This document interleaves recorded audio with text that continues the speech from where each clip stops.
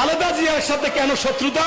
91 সালে এই শেখ হাসিনা বলেছিল বাংলাদেশে 10টা আসনে বিএনপি পাবে না।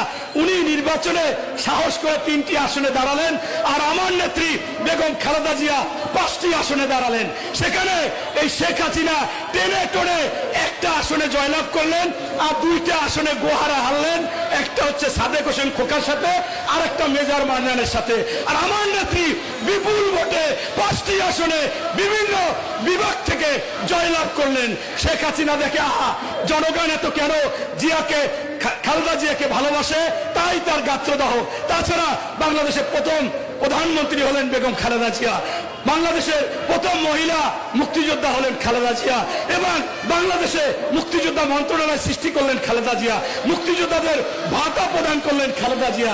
এই জন্য খালেদা জিয়াকে আর পছন্দ করা যায় না। তাছাড়াও আরো একটি